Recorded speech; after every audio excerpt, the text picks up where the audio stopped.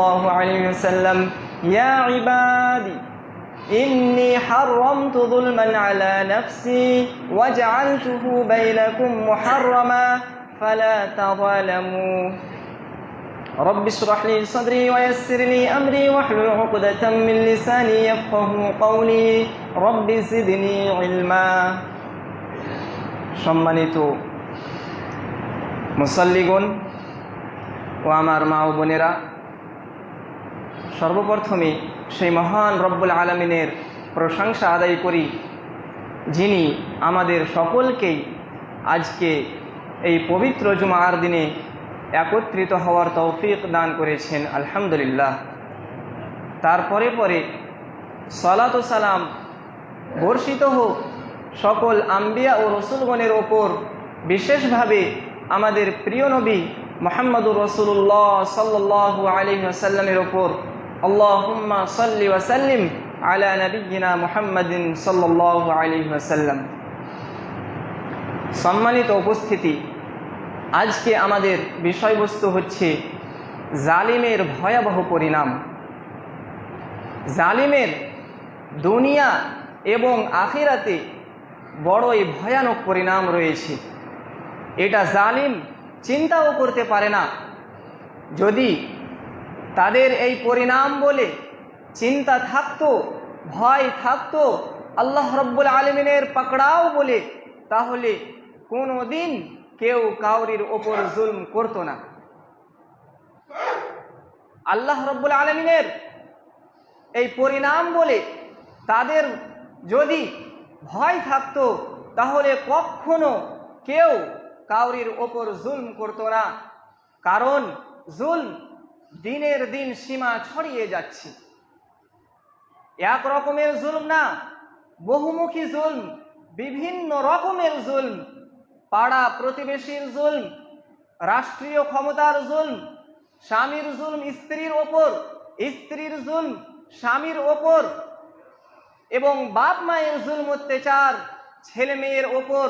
পৃথিবীতে এমনও বাপ মা রয়েছে যারা জালিম, যারা জুলম করে এবং ছেলে মেয়ের জুলম অত্যাচার তার পিতামাতার ওপর। এই দুনিয়াতে যে কোনো স্তরের জুলম হোক না কেন, আল্লাহ রব্বুল আলামিন ছেড়ে দিবেন না। আল্লাহ রব্বুল আলামিন ছাড় দেন, অর্থাৎ আল্লাহ রব্বুল আলামিন বিলম্ব দেন, কিন্তু ছেড়ে দেন না। আরবিতে ছাড় দেওয়া অর্থাৎ তাকে একটু সময় দেওয়া, তার রশিকে ঢিলা করে দেওয়া, এটিকে আরবি ভাষায় ইমহাল বলা হয়।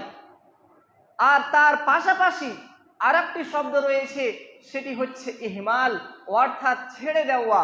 আর ধরলেন না, এমনটা কিন্তু আল্লাহ রব্বুল আলামিন করবেন না। ইমহাল করেন, ছাড় দেন, কিন্তু ছেড়ে দেন না, ইহমাল করেন না। আল্লাহ রব্বুল আলামিন এই দুনিয়ার বুকে মানুষকে এই জন্য ছাড় দিয়েছেন যে যাতে করে সে এই দুনিয়ার বুকে নিজের ইসলাহ করতে পারে, সে তওবা ইস্তিগফার করতে পারে। আল্লাহ রব্বুল আলামিন পবিত্র কোরআনের মধ্যে ইরশাদ করেছেন, ওয়াহুম ইয়াসতারিখুনা ফিহা, অর্থাৎ জাহান্নামীরা যখন জাহান্নামে জ্বলবে, রব্বানা, তখন তারা কি বলবে? হে আমাদের প্রতিপালক, হে আল্লাহ, আখরিজনা, তুমি আমাদেরকে বের করো এই জাহান্নামের শাস্তি থেকে, তুমি আমাদেরকে বের করো। না'মাল সালিহান গায়রাল্লাযী কুন্না না'মাল, আমরা যা করেছি তার বিপরীত ভালো কাজ করব। আমরা জুলম করেছি, ইনসাফ করব। মানুষের অপকার করেছি, আমরা উপকার করব, সুবিচার করব। তুমি আমাদেরকে একবার এই জাহান্নামের আগুন থেকে বের করো। না'মাল সালিহান গায়রাল্লাযী কুন্না না'মাল, যা করেছি আমরা তার বিপরীত করব। আওয়ালাম নুআম্মিরকুম, তখন আল্লাহ রাব্বুল আলামিন বলবেন, আবার ছাড় চাইছো? আওয়ালাম নুআম্মিরকুম, তোমাদের কি আমি বয়স দিইনি? উমর অর্থাৎ বয়স, আয়ু কি তোমাদেরকে আমি দিইনি? মা ইয়াতাযাক্কারু ফীহি, যাতে কেউ যদি উপদেশ গ্রহণ করতে চাইতো, শিক্ষা হাসিল করতে চাইলে সে শিক্ষা হাসিল করতে পারত। এই দুনিয়াতে 60-70 বছর বয়স মানুষের কম না। নবী সাল্লাল্লাহু আলাইহি ওয়াসাল্লাম বলেছেন, এই উম্মতের গড় বয়স হচ্ছে 60 থেকে 70 বছর। আর একটি মানুষের পরিপূর্ণ বিবেক অর্থাৎ জ্ঞান বুদ্ধি পাকাপুক্ত হয়ে যায় 40 বছর বয়সে। যখন কাউরির বয়স 40 বছরে পৌঁছে যায়, তখন তার জ্ঞান বুদ্ধি পাকাপুক্ত হয়ে যায় এবং পরিপূর্ণ হয়ে যায়। তারপরে আর কোনো রকমের জ্ঞানে বাড়তি হয় না। এবং এই 40 বছরের পরেও কেউ চেষ্টা করে থাকলে সে 5-10 বছর পর্যন্ত সেই জ্ঞান বুদ্ধিকে আটকিয়ে রাখতে পারে, কিন্তু যেমনই সে 50 বছরে পৌঁছায় তখন কিন্তু সে আর আটকাতে পারে না, মাইনাস হতেই থাকে। তার মানসিক এবং পারিবারিক সব রকমের ক্ষমতা কিন্তু কমতেই থাকে। 40-50 বছরের পর আর কোনো মানুষের কিন্তু শক্তি এবং জ্ঞান বুদ্ধি যেই 40 বছরে থাকে সে মতো কিন্তু আর থাকে না। তাহলে আমাদেরকে আল্লাহ রব্বুল আলামিন 60 বছর 70 বছর পর্যন্ত সময় দিয়েছেন এবং বলেছেন, মা ইয়াতাযাক্কারু ফীহি মান তাযাক্কার, যে দুনিয়ার যে কোনো ব্যক্তি যদি এই সময়ের মধ্যে সে যদি উপদেশ গ্রহণ করতে চাইতো তাহলে সে নিশ্চয়ই উপদেশ গ্রহণ করতে পারত। এবং শুধু তাই নয় যে আল্লাহ রব্বুল আলামিন আমাদেরকে শুধু বয়স দিয়েছেন 60-70 বছরের, শুধু তাই নয়, আল্লাহ রব্বুল আলামিন আগে বলছেন ওয়াজাআকুমুন নাযীর, অর্থাৎ আল্লাহ রব্বুল আলামিন মাঝে মাঝে আমাদের কাছে নবী ও রাসূলগণকেও পাঠিয়েছে। নাযীর বলা হয় দায়ীকে, যারা দ্বীনের আহ্বানকারী, যারা কোরআনের কথা হাদিসের কথা ভালো কথা মানুষের কাছে পৌঁছে দেয়। নবী সাল্লাল্লাহু আলাইহি ওয়াসাল্লাম এই দুনিয়ার বুকে আল্লাহ রব্বুল আলামিন নবী পাঠিয়েছেন, রসুল পাঠিয়েছেন এবং নবী রসুলগণের পর আম্বিয়া ও উলামা পাঠিয়েছেন এবং আম্বিয়া ও উলামাদেরকে ওই নবীদের জায়গা দিয়েছেন।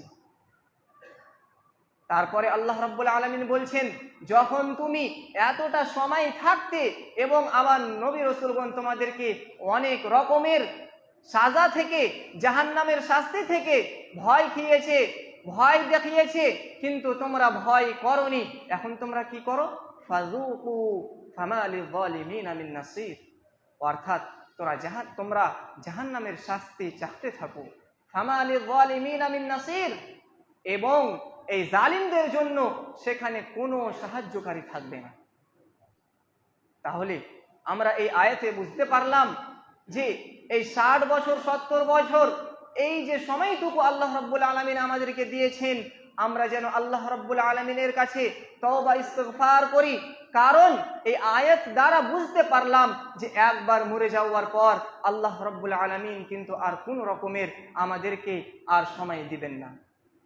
সূরা বাকারা আল্লাহ রাব্বুল আলামিন বলছেন ওয়ামা লিয-যালিমিনা মিন আনসার, সেখানে ছিল ফামা লিয-যালিমিনা মিন নাসির, আর এখানে বলছেন ওয়ামা লিয-যালিমিনা মিন আনসার, অর্থাৎ জালিমদের জন্য কোনো সাহায্যকারী থাকবে না। আল্লাহ রাব্বুল আলামিন সূরা গাফির, যার অপর নামটি হচ্ছে সূরাতুল মুমিন, এখানে আল্লাহ রাব্বুল আলামিন ইরশাদ করছেন মা লিয-যালিমিনা মিন হামিমিন ওয়ালা শাফিঈন ইউতা, অর্থাৎ জালিমদের জন্য সেখানে কোনো অন্তরঙ্গ বন্ধু থাকবে না। মা লিয-যালিমিনা মিন হামিমিন ওয়ালা শাফিঈন ইউতা, এই দুনিয়ার বুকে যদি কেউ দ্বীনি ভ্রাতৃত্বের জন্য আল্লাহ রাব্বুল আলামিনকে খুশি করার জন্য যদি বন্ধুত্ব করে থাকে, তাহলে কিয়ামতের মাঠে হয়তো সে কাজে আসতে পারে, সে তার বন্ধুর জন্য সুপারিশ করতে পারে, কিন্তু যদি এই দুনিয়ায় শুধু খাওয়া দাওয়ার জন্য হয় এবং দুনিয়ার ক্ষেত্রে যদি হয়, দুনিয়ার স্বার্থের জন্য যদি ভালোবাসা হয়, তাহলে আল্লাহ রাব্বুল আলামিন কোরআনে স্পষ্ট বলে দিয়েছেন, মা লিয-যালিমিনা মিন হামিমিন ওয়ালা শাফিইন ইউতা। কিয়ামতের দিন, কাল কিয়ামতের মাঠে কাউরির কোনো অন্তরঙ্গ বন্ধু কাজে আসবে না, এবং ওয়ালা শাফিইন ইউতা, এবং কোনো সুপারিশকারীর সুপারিশও কাজে আসবে না। আপনি যদি এই দুনিয়ার বুকে আল্লাহকে খুশি করার জন্য বন্ধুত্ব করে থাকেন, আরেকটি হাদিসে রয়েছে যে সাবআতুন ইউযিল্লুহুমুল্লাহু ফি যিল্লিহি ইয়াওমা লা যিল্লা ইল্লা যিল্লুহ, অর্থাৎ কাল কিয়ামতের মাঠে 7 প্রকারের মানুষ আল্লাহ রাব্বুল আলামিন তাদেরকে নিজের আরশের ছায়াতলে জায়গা দিবেন। তার মধ্যে এক প্রকার হচ্ছে ওয়ারাজুলানি তাহাব্বা ফিল্লাহি ইজতামা আলাইহি ওয়া তাফাররাকা আলাইহি, যে এমন দুই ব্যক্তি যারা আল্লাহকে রাজি করার জন্য বন্ধুত্ব করে থাকে, দ্বীনের খাতিরে দ্বীনের কাজ অন্যর কাছে পৌঁছানোর জন্য বন্ধুত্ব করে থাকে, তাদেরকেও আল্লাহ রাব্বুল আলামিন কাল কিয়ামতের মাঠে সেই আরশের ছায়াতে জায়গা দিবেন। সম্মানিত উপস্থিতি, সূরা আনআমের আয়াত নাম্বার 21 এবং আয়াত নাম্বার 135-এ আল্লাহ রাব্বুল আলামিন ইরশাদ করেছেন, মা লিয-যালিমিনা মিন ইন্নাহু লা ইউফলিহুয যালিমুন। এবং সূরা ইউসুফের আয়াত নাম্বার 23 ও সূরা কাসাসের আয়াত নাম্বার 37 একই কথা আল্লাহ রাব্বুল আলামিন বারবার করে রিপিট করছেন। তাহলে বিষয়টি কত গুরুত্বপূর্ণ হতে পারে। আল্লাহ রাব্বুল আলামিন কি বলছেন? ইন্নাহু লা ইউফলিহুয যালিমুন, অর্থাৎ জালিমদের জন্য কোনো সাহায্যকারী থাকবে না। সেই কিয়ামতের মাঠে জালিমদের জন্য কোনো সাহায্যকারী থাকবে না। আজকে আমরা অন্যের হক নষ্ট করছি, আল্লাহর হক তো আমরা নষ্ট করছি।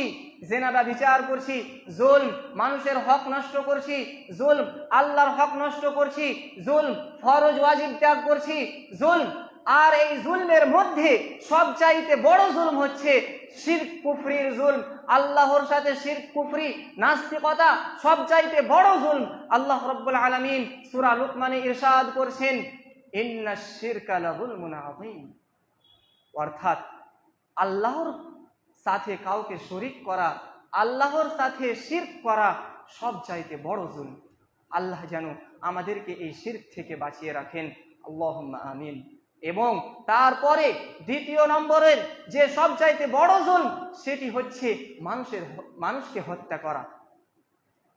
আল্লাহ তাকে আয়ু দিয়েছেন, আল্লাহ তাকে সময় দিয়েছেন, আপনি কি করে তার জান নিতে পারেন? সে একজন মুমিন মানুষ, সে একজন মুসলিম মানুষ, আপনি কি করে তার জান হত্যা করতে পারেন?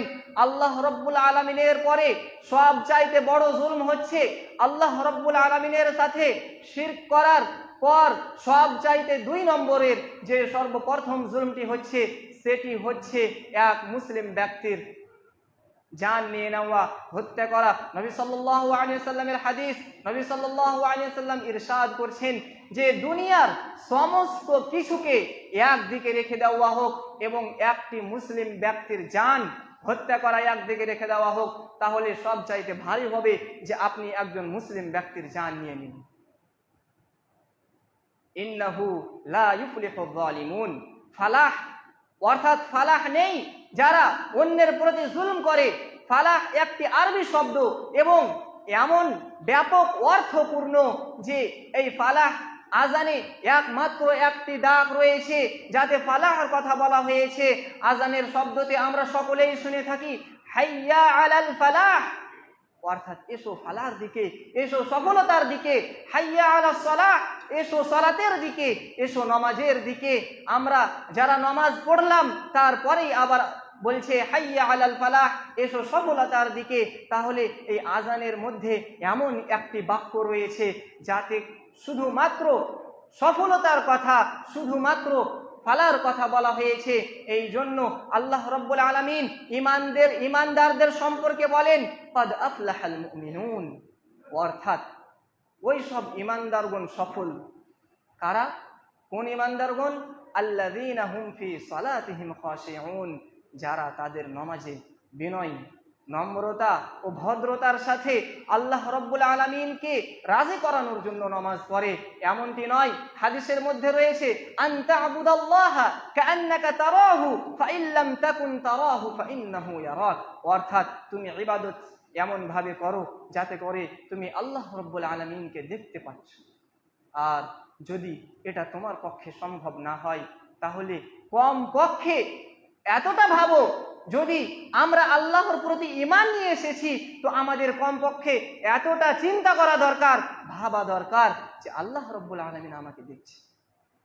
তাহলে এই ভয় যদি আমাদের বুকে, আমাদের অন্তরে একবার জন্মে যায়, সৃষ্টি হয়ে যায়, তাহলে নামাজ কেন, দুনিয়ায় যে কোনো জায়গায় আল্লাহ রাব্বুল আলামিনের ভয় যদি আমাদের অন্তরে থাকে, তাহলে যে কোনো মন্দ কাজ, খারাপ কাজ, মানুষের হক নষ্ট করা, জমি জায়গা কেড়ে নেওয়া, কাউরির কাছে ধার নিয়ে নেওয়া এবং ধার নিয়ে তাকে না দেওয়া, এমন কোনো ক্ষতি আমরা কখনো নিজের অন্তরে ভাবা তো দূরের কথা, আমরা কল্পনাও করতে পারবো না যদি আল্লাহ রাব্বুল আলামিনের ভয় আমাদের অন্তরে একবার গেঁথে যায়। আমরা আল্লাহর প্রতি ঈমান নিয়ে এসেছি, আমরা আল্লাহকে এক বলে যখন বিশ্বাস করেছি, তাহলে আল্লাহর হুকুম মানতে আমরা কেন পারছি না? কোরআন হাদিস বারবার আমাদেরকে বলছে যে কাউরির প্রতি জুলম করবে না। আল্লাহ রাব্বুল আলামিনের প্রতি আমরা যখন ঈমান নিয়ে এসেছি, কোরআন বলছে যে তোমাদের উপরে 5 ওয়াক্ত সালাত সময় এবং নিয়ম অনুসারে ফরজ করা হয়েছে। তাহলে আমরা শুধু কেন এই জুমার দিন ফজর আর বাকি এই জুমার নামাজ পড়ার পর আমরা কেন মসজিদকে ভুলে যাই? আমাদের কি অন্তরে ভয় নাই? আমরা কি মরবো না? মরণ বলে কি আমাদের একবারও চিন্তা আসে না? আমাদের কাছে মরণ কিন্তু আমাদের কাছে অনুমতি নিয়ে আসবে না, শুধুমাত্র নবী ও রসুলগণকেই এই ক্ষমতা দেওয়া হয়েছিল যে তাদের অনুমতি নিয়ে মরণ আসবে, আমাদের কাছে কিন্তু মরণ অনুমতি নিয়ে আসবে না। তাহলে সব সময়ে যেন আল্লাহ রাব্বুল আলামিনের আমরা ভয় করি। আজ আমাদের সমাজে অনেক এমন ভাই রয়েছে যারা অন্যের কাছে অসুবিধার সময় টাকা পয়সা ধার নেই এবং তার সামর্থ্য থাকা সত্ত্বেও সে পরে তাকে শোধ করে না, টাল বাহানা করে, এটিও এক প্রকারের জুলম। রাসূলুল্লাহ সাল্লাল্লাহু আলাইহি ওয়াসাল্লাম বলছেন মাতালুল গনিয়্যি যুলমুন, অর্থাৎ টাল বাহানা করা, দিব দিচ্ছি এই রকমের বাহানা করা, এটিও এক প্রকারের জুলম। আল্লাহ রাব্বুল আলামিন সূরা গাফির সূরাতুল মুমিন আল্লাহ রাব্বুল আলামিন ইরশাদ করছেন ইন্না আ'তাদনা লিয-যালিমিনা নারা, অর্থাৎ আমি জালিমদের জন্য জাহান্নামের আগুন সৃষ্টি করে রেখেছি, জাহান্নামের আগুন প্রস্তুত করে রেখেছি। কাদের জন্য? জালিমদের জন্য। ইন্না আ'তাদনা লিয-যালিমিনা নারা আহাতা বিহিম সুরাদিকুহা, এবং সেই আগুনকে জাহান্নামের প্রাচীর ঘিরে রয়েছে, সেই আগুনকে জাহান্নামের প্রাচীর দেওয়াল ঘিরে রয়েছে।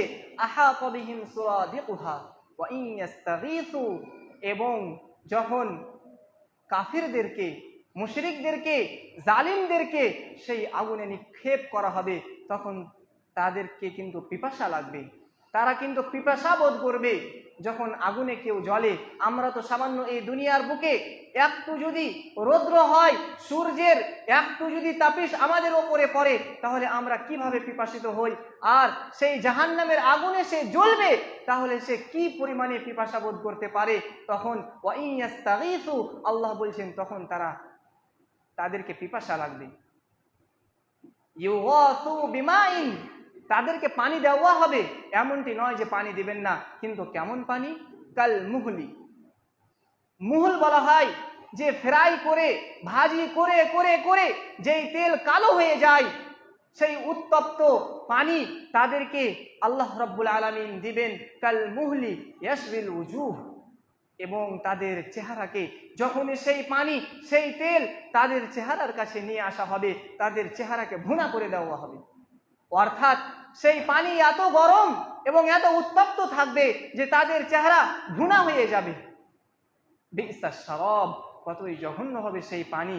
ওয়াসাআত মুরতাফাকা, এবং তাদের বাসস্থান কতই জঘন্য হবে এবং কতই না নিকৃষ্ট হবে।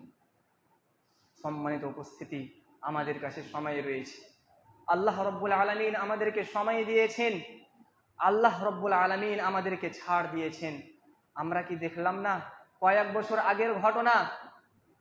এই দুনিয়ার বুকে এমনও জালিম রয়েছে যারা 30 বছর 40 বছর ধরে দেশে নেতৃত্ব চালিয়েছে, দাপটের সাথে তারা এক ক্ষমতা নিয়ে দেশে নেতৃত্ব চালিয়েছে, কিন্তু তারপরে দেখা গেল যে জনগণ তাদেরকে কুকুর শেয়ালের মতো তাড়িয়ে তাড়িয়ে মেরেছে।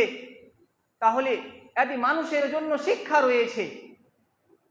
যেই ব্যক্তি দেশে 40 বছর ধরে ক্ষমতার সাথে এবং দাপটের সাথে নেতৃত্ব চালাতে পারে, তাহলে আল্লাহ চাইলে সেই মানুষকে মানুষের দ্বারা কুকুর শেয়ালের মতো তাড়িয়ে মারতেও পারে। এতে মানুষের জন্য শিক্ষা রয়েছে। নাম বলার কোনো প্রয়োজন করে না, আমরা সকলেই জানি, আমরা সকলেই অবহিত যে কোন কোন জায়গায় এমন ঘটনা ঘটেছে। আল্লাহ রব্বুল আলামিন জালিমদেরকে ছাড় দেন, ইমহাল করেন, ইহমাল করেন না, ছেড়ে দেন না। আল্লাহ রব্বুল আলামিন আমাদের সকলকেই একদিন ধরবেন, আমাদের সকলকেই আল্লাহ রব্বুল আলামিনের কাছে যেতে হবে। কোরআনে কারিমের আরেকটি আয়াতে রয়েছে ফামাহহিলিল কাফিরিনা আমহিলহুম রুয়াইদা, অর্থাৎ আল্লাহ কাফিরদেরকে ছাড় দিয়েছেন কিন্তু ছেড়ে দেন। তাহলে সময় থাকতে আমাদের সচেতন হওয়া দরকার, আমাদেরকে আল্লাহর কাছে ফিরে যাওয়া দরকার। আমরা আল্লাহর হক যদি নষ্ট করে থাকি তাহলে আল্লাহ চাইলে আমাদেরকে ক্ষমা করে দিতে পারেন। আমরা যদি একবার আল্লাহর কাছে তওবা করি, ইস্তেগফার করি, নিশ্চয়ই আল্লাহ রাব্বুল আলামিন আমাদেরকে তওবা করবেন, আমাদেরকে ক্ষমা করবেন। কিন্তু মানুষের হক যদি আমরা নষ্ট করি তাহলে কখনো এই হক আমরা যতক্ষণ না তার উপর তাকে না ফিরিয়ে দিব, কখনো আমাদের রেহাই পাবো না। তাহলে আমরা আজ থেকেই প্রতিজ্ঞা করে নিব যে আমরা কাউরির প্রতি জুলুম করব না, এবং কাউরির হক যদি আমরা মেরে থাকি সময় থাকতেই তার হক যেন তার কাছে পৌঁছে দিই। বলার নেই কখন আমাদের চোখ বন্ধ হয়ে যেতে পারে, আমাদের অন্তর বন্ধ হয়ে যেতে পারে। আল্লাহ রাব্বুল আলামিনের কাছে পরিশেষে দোয়া করি, হে রব্বুল আলামিন, তুমি আমাদেরকে এই জালিমের ভয়াবহ পরিণাম যা জাহান্নামে তুমি রেডি করে রেখেছো, প্রস্তুত করে রেখেছো, এই জুলম থেকে তুমি আমাদের সকলকে হেফাজত করো, আমিন। হে রব্বুল আলামিন, তুমি আমাদেরকে এই দুনিয়ার বুকে যতদিন বাঁচিয়ে রাখবে ঈমান ইসলামের উপর টিকিয়ে রাখো, বাঁচিয়ে রাখো, এবং যখন তুমি মরণ দিবে ঈমান ইসলামের উপর মরণ দাও। তাকাব্বাল ইয়া রব্বুল আলামিন। আকুলু কওলি হাযা ওয়া আস্তাগফিরুল্লাহ লি ওয়া লাকুম ওয়া লিসাইরিল মুসলিমিনা মিন কুল্লি যামব ফাস্তাগফিরুহু ইন্নাহু হুয়াল গফুরুর রহিম।